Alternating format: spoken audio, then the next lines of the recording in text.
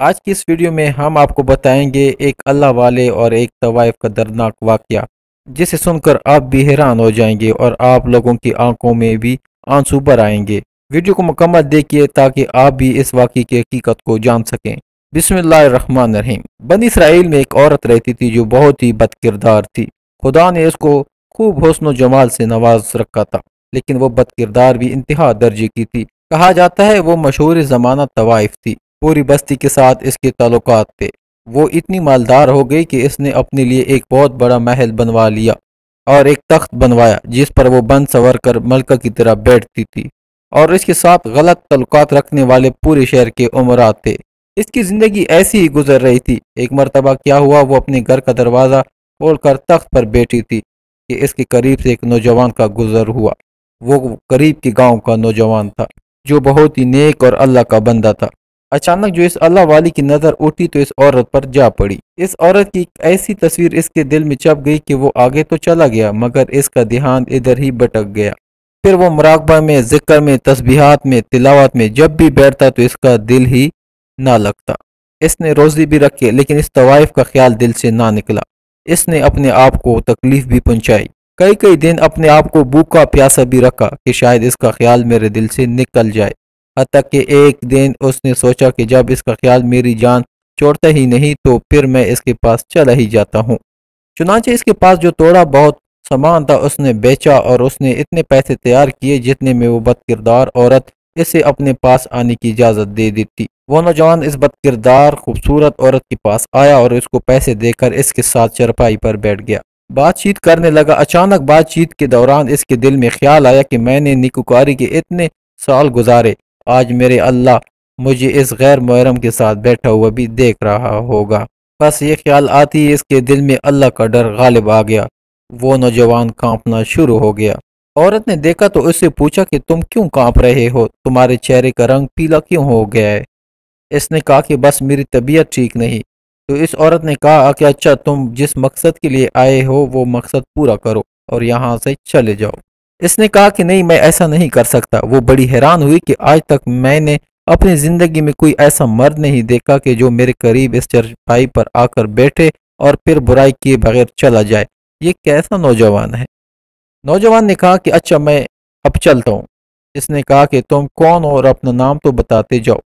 اس شخص نے بتایا کہ میرا نام فلاں ہے اور میں فلاں علاقے کا رہنے والا ہوں، اور میرے دل میں یہ خیال آ رہا ہے کہ میں اتنی عمر مسلح پر بیٹھ کر گزاری، آج میرے اللہ مجھے تیرے ساتھ بیٹھا ہوا بھی دیکھ رہا ہوگا۔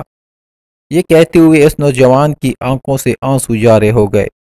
اب وہ نوجوان تو چلا گیا لیکن یہ بد کردار عورت جو تھوڑی دیر اس نیک نوجوان کی صحبت میں رہی تھی اور یہ سب کچھ سن چکی تھی۔ چنانچہ عورت کے دل میں خیال آیا کہ ایک کنوارا نوجوان اتنا اللہ سے ڈرتا ہے جبکہ اس نے گناہ بھی نہیں کیا، اور میں تو سارا دن اور ساری رات گناہ میں گزارتی ہوں اور میں تو اللہ سے بھی نہیں ڈرتی۔ اس کے دل میں شرمندگی پیدا ہوئی، ندامت پیدا ہونے لگی کہ کیا کروں۔ دل میں خیال آیا کہ چلتی ہوں اور حضرت موسیٰ علیہ السلام سے پوچھتی ہوں کہ کیا میرے لیے کوئی توبہ کی صورت بنتی ہے۔ اب وہ اپنے گھر سے نکلی اور چل پڑی۔ بستی کا ایک ایک شخص اس کو جانتا تھا، ویسے بھی نامی گرامی چیز جو تھی۔ وہ چلی اور جا کر حضرت موسیٰ علیہ السلام کو دیکھا جو کہ بنی اسرائیل کے لوگوں کو نصیحت فرما رہے تھے۔ اس نے کسی آدمی کے ذریعے پیغام بھجوایا کہ حضرت موسیٰ علیہ السلام سے جا کر کہو کہ میں آپ سے ملنا چاہتی ہوں۔ اب جس کو پیغام دیا وہ پیغام پہنچانے والا بھی سیدھا سادہ بندہ تھا جس کو ڈنگ ہی نہیں آتا تھا کہ پیغام پہنچاتے کیسے ہیں۔ اس خدا کے بندے نے سیدھا جا کر سب کے سامنے کہہ دیا، حضرت موسیٰ علیہ السلام آپ سے فلاں عورت یعنی وہ بد کردار عورت ملنا چاہتی ہے۔ حضرت موسیٰ علیہ السلام نے جیسی ہی یہ نام سنا تو آپ کو بہت ہی جلال آیا کہ لوگ کیا سوچیں گے کہ کیسی عورت ان سے ملنے آئی ہے، بھلا حضرت موسیٰ کا ان سے کیا تعلق۔ حضرت موسیٰ علیہ السلام نے غصے میں کہہ دیا کہ ان سے کہو کہ چلی جائے، میں اس سے نہیں ملنا چاہتا۔ اس اللہ کے بندے نے آ کر کہہ دیا، میں نے بات کہی تو ہے۔ حضرت موسیٰ علیہ السلام بڑا ناراض ہوئے، وہ تو بڑا خفا ہوئے تم سے، وہ نہیں ملنا چاہتے۔ وہ عورت یہ سن کر ڈر گئی۔ اس نے کہا کہ میری بدکاریاں ایسی ہیں کہ اللہ مجھ سے ناراض تھا اور اللہ کا نبی بھی مجھ سے بات نہیں کرنا چاہتا۔ میرے لیے تو اب دنیا میں کوئی ٹھکانہ نہیں۔ بڑے اداس اور بوجھل قدموں کے ساتھ وہ وہاں سے واپس لوٹ آئی۔ اسے سمجھ نہیں آ رہی تھی کہ اب وہ کیا کرے۔ اب وہ حیران تھی کہ اللہ کے نبی حضرت موسیٰ علیہ السلام بھی مجھ سے بات کرنا گوارا سمجھتے، کیا میں اتنی گری ہوئی چیز ہوں کہ وہ مجھ سے بھی بات نہیں کرنا چاہتے؟ چنانچہ وہ گھر آئی اور اس نے آ کر کنڈی لگا لی۔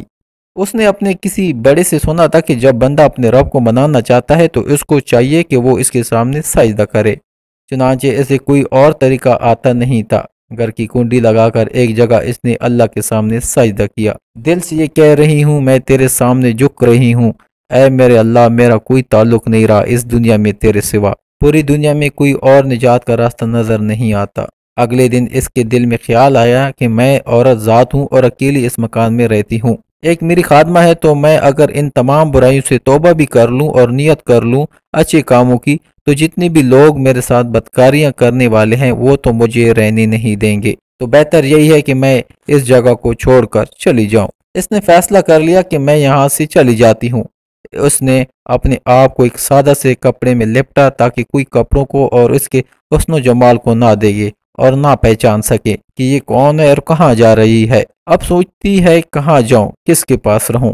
دل میں خیال آیا وہ جو نیک نوجوان تھا، اس کے دل میں اللہ کا اتنا خوف تھا کہ اللہ کے ڈر سے کانپ رہا تھا، کیوں نہ میں اس نیک بندے کے پاس چلی جاؤں اور اس کی خادمہ بن کر رہوں، ممکن ہے کہ وہ مجھ سے نکاح کر لے اور مجھے قبول کر لے۔ یہ عورت اس بستی کی طرف چل پڑی جہاں وہ نوجوان رہتا تھا، چنانچہ ڈھونڈتے ڈھونڈتے اس بستی میں اس کے گھر پہنچی اور گھر والوں سے کہا کہ میں فلاں بندے سے ملنے کے لیے آئی ہوں۔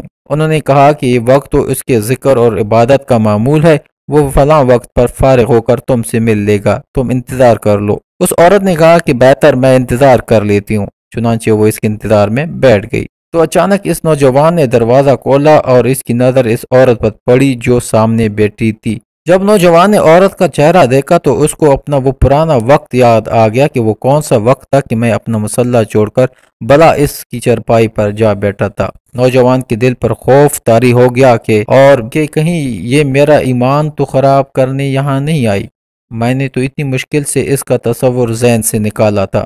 اس نوجوان پر اتنا خوف طاری ہوا کہ وہ وہیں پر گرا اور اس کی جان نکل گئی۔ اللہ اکبر۔ اب اس کی وفات پر گھر والے بھی رنجیدہ اور اس عورت کا بھی غم سے برا حال۔ 3 دن کے بعد اس عورت نے اس کے گھر والوں کو بتایا کہ میں تو اس نیت سے آئی تھی، تو انہوں نے کہا کہ اب تو وہ اس دنیا سے چلا گیا، لیکن اس کا ایک بڑا بھائی ہے، اگر تم مناسب سمجھو تو ہم اس سے پوچھ لیتے ہیں، اگر وہ نکاح کے لیے راضی ہو جاتا ہے تو تم اس سے نکاح کر لینا۔ اس عورت نے کہا کہ ٹھیک ہے۔